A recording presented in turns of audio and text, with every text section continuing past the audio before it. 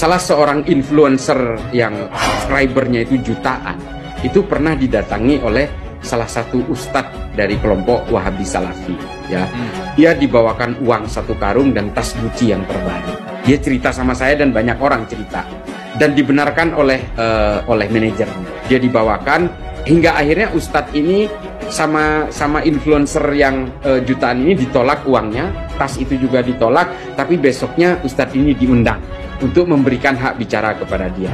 Berkah rumah saya kedatangan salah satu ustadz favorit kita. Alhamdulillah, Pak Ustadz ini buat saya, Pak Ustadz. Iya. Pak Ustadz ini buat saya, Pak Ustadz. Iya. Nah,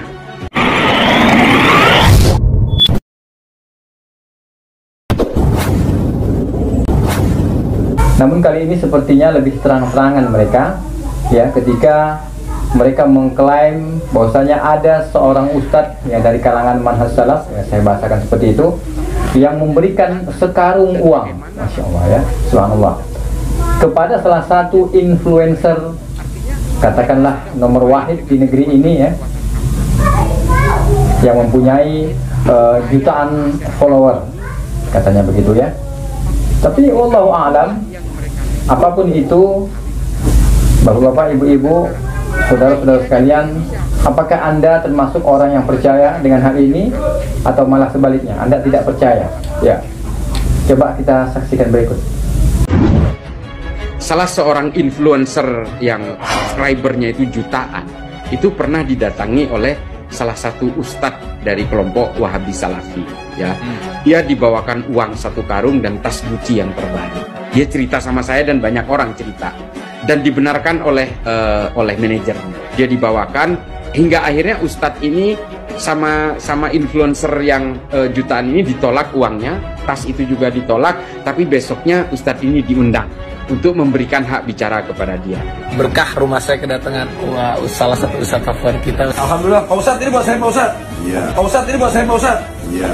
Nah, coba bayangkan artis-artis yang hijrah, yang dulunya pemain film, dulunya penyanyi, itu sekarang dipakai sebagai influencer sejenis ini. Dia tidak perlu main film, dia tidak perlu manggung main musik, tapi hidupnya tetap nyaman. Dan ini mustahil kalau nggak ada duitnya. Ini mohon maaf, seperti artis AU misalnya. AU, ini kan nggak ada job keartisan sudah, tapi dia hidupnya sangat masih saja hidupnya mewah gitu. Ini kan ada uangnya. Ya, alhamdulillah ya, rezeki malah lebih enak menurut gua, lebih santai hidup gua. Dan apa namanya, nggak di push, nggak ngerasa kayak waduh banyak anak ini segala macam. Saya sih kalau urutannya berubah jadi CBA itu akan lebih tenang, karena Allah nggak akan pernah berubah kemana-mana. Makanya untuk mempermudah, cari teman-teman atau kumpulan-kumpulan yang mengarah ke kebaikan gitu ya. Nah, metode ini yang dipakai hari ini. Influencer yang subscribernya jutaan, dan bagaimana Raffi Ahmad misalnya didatangi, berusaha dibujuk untuk menjadi influencer mereka. Artinya mereka sudah bermain dengan kekuatan-kekuatan kapital untuk menggerakkan orang lain supaya masyarakat ini terpengaruh. Public figure lah yang mereka rekrut untuk mempengaruhi masyarakat. Ini metode gerakan mereka sekarang. Apakah ini hanya di Indonesia? Tidak. Semua negara-negara yang hari ini betul-betul didominasi oleh Wahabi Salafi, semuanya disasar melalui public figure itu. Tokoh-tokoh pemerintahan, para pemimpin-pemimpin wilayah, ini yang dikuasai lebih dulu. Hingga akhirnya semua populasi bisa didominasi. Nah, kalau saya cerita soal Gabon, saya cerita soal Nigeria bagian utara, saya cerita soal Somaliland, saya cerita soal Tanzania bagian timur, ini semua sudah mengalami itu. Disasar dari public figure, influencer, dari pemimpin-pemimpin, panglima-panglima tentara, polisi, dan sebagainya. Ini yang disasar. Mereka bergerak di belakang. Mereka hanya bikin konten YouTube, disebar, nanti yang nyebar influencer ini. Memang hanya seperti itu gerakannya, tapi sangat masif. Coba sekarang, setiap saya posting di Instagram saya, tulisan tentang Wahabi Salafi, itu yang DM ke saya itu gila-gilaan. Apakah ini manusia? Saya tidak percaya. Ini mesin. Ini buzzer, betul-betul buzzer. Dan mereka dibayar. Saya yakin betul. Kalau saya nulis soal Jokowi misalnya, nggak ada yang datang. Paling yang datang ya kelompok-kelompok FPI 212, ya itu aja. Tapi kalau saya berbicara tentang Wahabi Salafi, menceritakan kejelekan-kejelekan mereka, gila itu yang datang itu betul-betul seperti mesin, Kang Abu. Dan ini terjadi di saya ya. Nah, gerakan-gerakan mereka dengan menggunakan algoritma, machinery, robotik seperti ini terjadi. Dan mereka ada aliran uang di dalamnya. Ini yang kita hadapi hari ini, termasuk jaringan-jaringan teror itu semua 100% anggota jaringan teror ini semua Wahabi Salafi. Saya pastikan.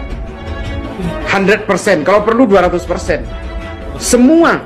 Kalau saya tanya kepada teroris yang hari ini di penjara, yang masih terpapar, artinya masih belum NKRI, masih belum wasotiyah dan sebagainya. Kalau saya tanya, menurut Anda wayang haram nggak? Haram. Saya sudah buktikan itu kepada 16 responden. Setelah ada pernyataan haram dari Ustadz itu, saya datangi beberapa lapas yang ada napiter tapi tingkatannya masih merah, masih bertahan dengan ideologinya. Saya tanyakan, menurut kamu wayang haram apa tidak? Dia bilang haram. Ini adalah bukti. Ini adalah bukti bahwa sebenarnya Wahabi Salafi ini adalah embrio dari terorisme di seluruh dunia.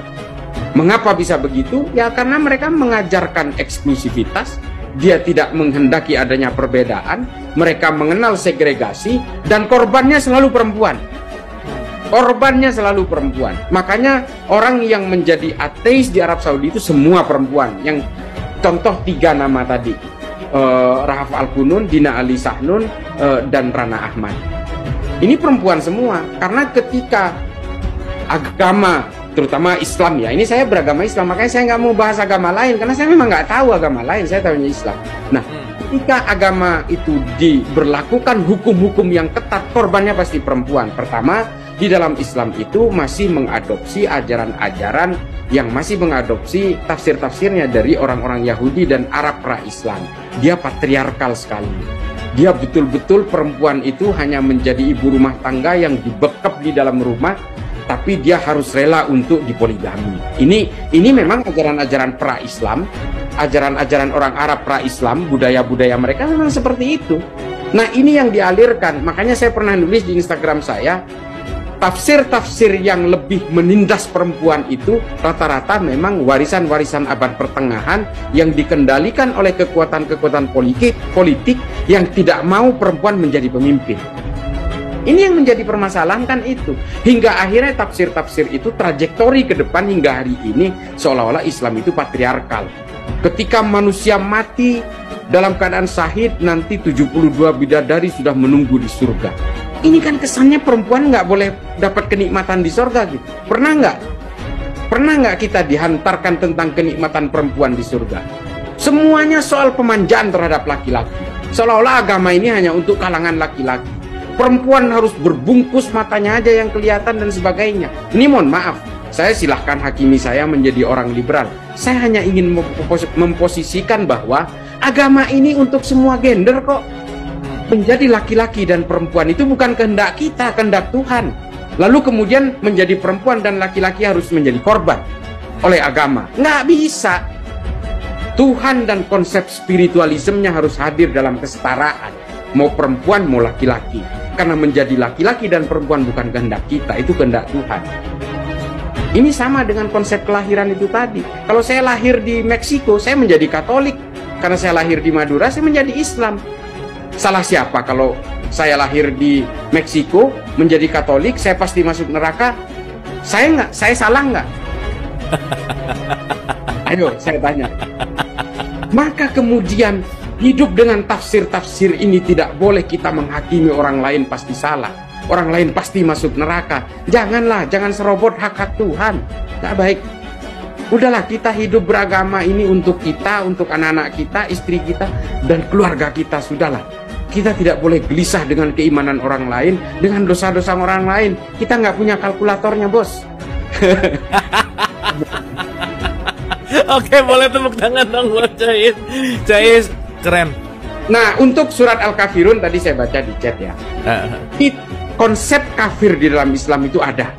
Ada. Surat Al-Kafirun itu ya seperti itu. Tapi pernah nggak mendengar kata kafir Yahudi, kafir Nasrani? Tidak pernah. Yang ada melekat kepada kafir Quraisy. Kalau kita baca sejarah-sejarah tarikh, ya, kitab-kitab sejarah Imam Suyuti, Ibnu Mas'udi, Tarikh At-Tabari, Ibnu Katsir, Ibnu Athir, semua setiap melekatkan kata kafir itu pada kafir Quraisy. Ini dalam konteks sejarah. Apakah pernah Nabi melekatkan kata kafir terhadap Nasrani dan Yahudi di Madinah? Tidak pernah. Malah Nabi mengatakan mereka ahlul kitab, mereka adalah orang-orang samawat. Kenapa? Karena mereka bersandar kepada kitab suci dari langit. Samawat itu artinya langit. Nah, kata kafir tidak pernah dilekatkan ke sana. Kenapa? Bagi Islam sendiri kata kafir itu lebih identik dengan polytheism. Orang-orang yang tidak mau percaya bahwa Tuhan itu satu, ketunggalan, keesaan Tuhan itu. Nah, orang-orang Nasrani, orang-orang Yahudi oleh Nabi itu tidak dianggap sebagai kafir. Makanya kata kafir tidak melekat kepada mereka karena mereka dianggap sebagai tauhid, percaya kepada satu Tuhan. Nah, ini adalah konsep di dalam Islam tentang kata kafir itu sendiri. Setiap orang kafir yang berakar kepada agama-agama itu tadi disebut sebagai orang-orang kafir yang tidak mau memerangi orang Islam. Nah, inilah kemudian. Nah, persoalannya hari ini kita mudah mengkafir-kafirkan. Nah, ini yang nggak boleh. Kata kafir di dalam Islam itu sangat familiar. Di dalam Al-Quran juga ada Al-Kafirun.